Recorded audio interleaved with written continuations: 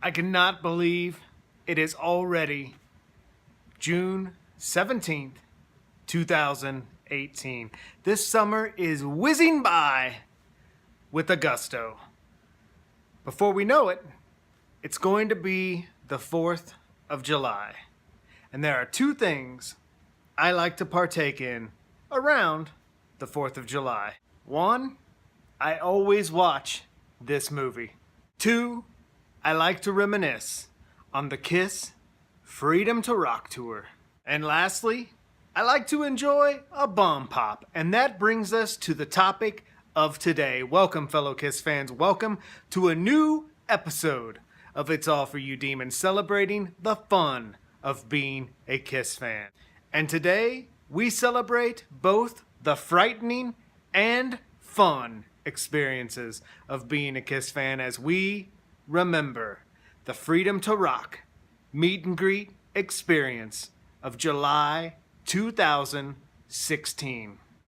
When the Freedom to Rock tour was announced, I knew having no new album to support this tour and the prospect of no new albums in the future, the number of times Kiss would return to Kansas City were probably limited. So, seeking that opportunity, I bought a meet and greet ticket.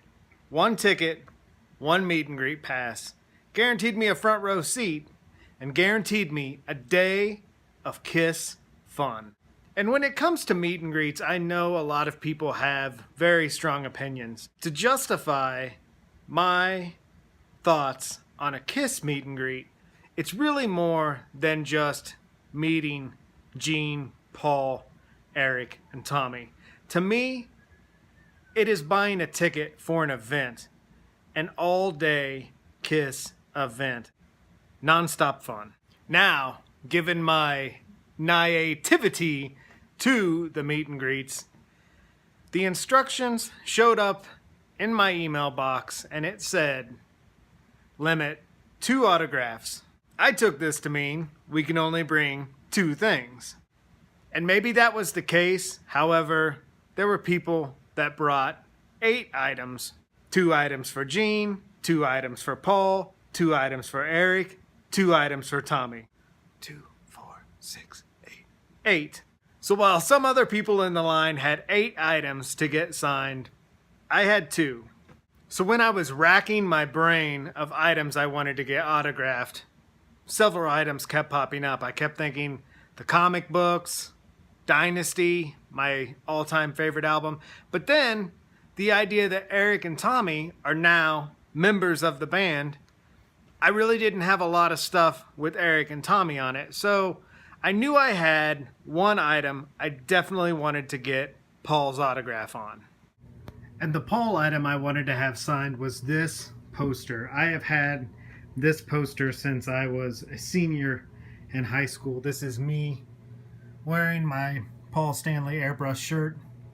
I threw this shirt up on stage at the Revenge show in St. Joseph, and I have always wanted to get this poster signed by Paul.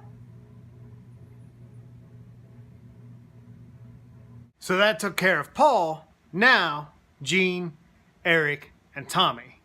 And I knew I wanted to have something special be signed, especially by Gene, as the Paul poster was pretty darn special in my life. So, I went back to the Bomb Pops and created the Kiss Freedom to Rock Bomb Pops. And here is a photo of the Bomb Pops pre-meet and greet signatures. That is my old stereo cabinet and a little photo I took of the creation. So off I went to the meet and greet with my Paul Stanley poster and my box of Bomb Pops. Once inside the meet and greet, we were given these red Freedom to Rock tote bags full of Kiss goodies. Of the goodies inside was this meet and greet laminate pass, wrist bracelet, and this container, which we all thought were mints. but they were actually not mints at all. They were guitar picks.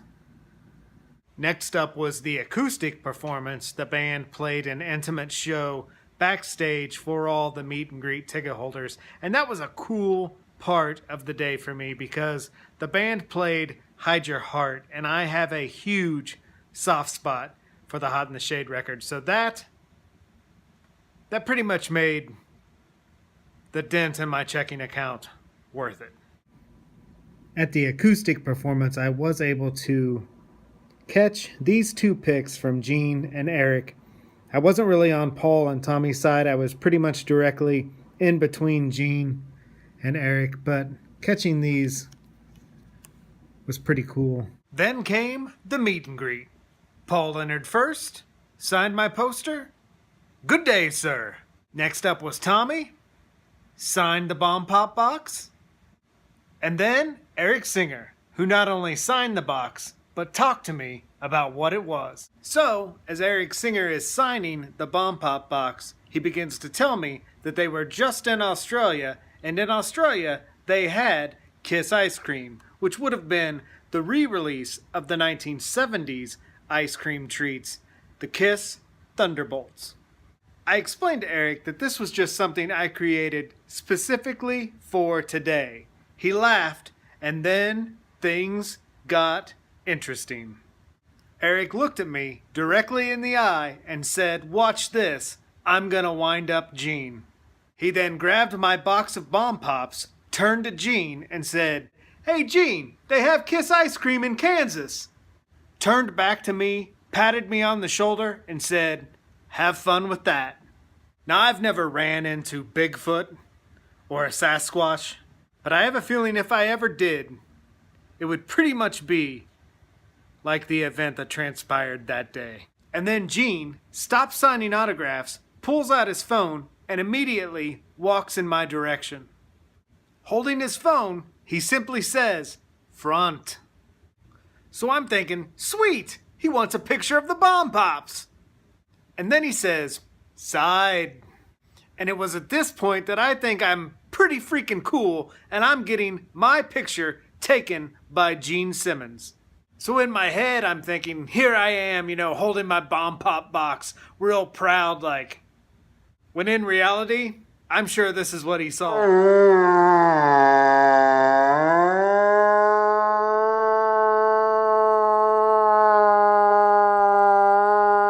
And when he said side, I literally think I turned to the side like in a police lineup. I wasn't really capturing everything that was taking place at this moment. I was pretty much scared out of my wits. And when he said back, I think I literally took a few steps back, and he's like, no, the back of the box. Show me the back of the box. So after he snapped a few photos of the box, he went back to signing with the person he was signing autographs with, and I pretty much stood there dumbfounded. I remember the guy next to me that I had been talking to all day, he was like, "Well, that's pretty badass." But frightening and fun would be the better way to put it. When Gene Simmons finally got up to me to sign my Bomb Pop box, I explained to him that Eric was pulling his leg and these were not official Kiss Bomb Pops. This was a box of Bomb Pops that I altered to become the Freedom to Rock Bomb Pops. And nervous, I said, "Am I in trouble for making this?" And he said, in classic Gene Simmons, "Not unless you sell them. Then you'll be in trouble." So even though I only brought 2 items to have signed, and a lot of people around me brought 8 items, I had a pretty cool experience and got to experience a Gene Simmons encounter that I will never ever forget. And not only that, I really saw a very cool side of Gene. As I only had 2 items to sign, I only had the Bomb Pop box for him to sign, so I really only had one item for Gene to sign. And I honestly think most rock stars would just be like, what do you have for me to sign? Sign it and move on. In talking to me, Gene actually stopped, saw my red tote bag sitting behind me, and said, "May I sign your bag?" Thus, he signed my red tote bag, and I thought that was pretty cool. You know, he could have just been like, I'm here to do this and get it over with. I've signed your one item. You don't have anything else. You're a boob. You only brought one item for me to sign. That's your loss. But no, he actually took the time, saw this behind me, and asked, "May I sign your bag?" That's pretty cool. And of course, the show, having a front row seat, was pretty awesome. I've never actually had an exact front row ticket to a Kiss show. I was able to get this Gene Simmons pick from the show. This is those nylon picks he actually uses live, that was pretty cool. And I was actually able to catch a played Paul Stanley pick. Did a little pick slide there. That was pretty awesome. And Paul threw away a microphone muff, and it landed right in front of me. I asked the security guard in front of me to grab it and hand it to me, and he looked at me like I was the biggest fool in the world. Like, why in the hell would you want that? But I don't know if it'll show up here or not. I might get in some better light. There is some pink lipstick about right here on this muff.